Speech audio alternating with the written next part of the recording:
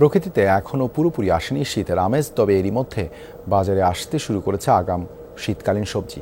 এ বিষয়ে আরও জানাতে বগুড়ার মহাস্থান হাট থেকে যুক্ত হচ্ছেন সহকর্মী মেহেরুল সুজন। আগাম শীতকালীন সবজির সরবরাহ কেমন দেখছেন?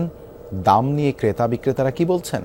দেবাশিস উত্তরের সবচেয়ে বড় সবজির বোকাম মহাস্থান হাটে রয়েছে এই মুহূর্তে, এবং সকাল থেকে এই মহাস্থান হাটের আশপাশের এলাকা থেকে বিভিন্ন প্রান্ত থেকে কিন্তু আগাম শীতকালীন যে সবজি, ফুলকপি, পাতাকপি, এই সহ এই অঞ্চলের যে সাধারণ সবজিগুলো যেগুলো সারা বছর মেলে, সেই সবজিগুলো কিন্তু আসতে শুরু করেছে। এবং আপনাকেই বলছি, ইন্স্যুরেন্স করলে সিটিতে সুরক্ষা পাবেন নিশ্চিত।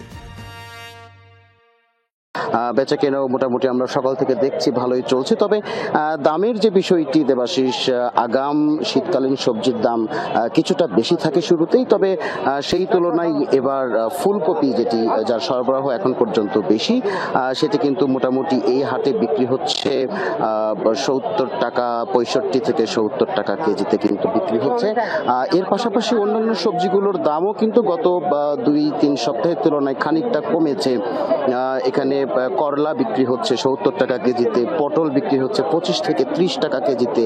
মূলার দাম কিন্তু বেশ কমে গেছে। শীতকালে এই অঞ্চলে প্রচুর মূলার উৎপাদন হয়, এবং মূলা কিন্তু এখন দেবাশিস এই হাটে 10 টাকা কেজিতে, অর্থাৎ 400 টাকা মন হিসাবে কিন্তু বিক্রি হচ্ছে। অন্যদিকে আলু বা কচুর মুখী বা বই বলে যে সবজিটি, এই দুটির দাম কিন্তু গত সপ্তাহের তুলনায় অনেকখানি কমে গেছে, মাত্র 15 টাকা কেজিতে বিক্রি হচ্ছে। অন্যদিকে মিষ্টি লাউ যেটি 20 থেকে 35 টাকা কেজিতে বিক্রি হচ্ছে।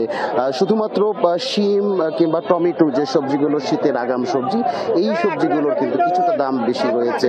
শিম 140 টাকা কেজিতে বিক্রি হচ্ছে দেবাশিস, অন্যদিকে টমেটো বিক্রি হচ্ছে 100 থেকে 110 টাকা কেজিতে। তো দেবাশিস, আমার কাছে এই ছিল মহাস্থান হাট থেকে সর্বশেষ। ধন্যবাদ সুজন যুক্ত হবার জন্য।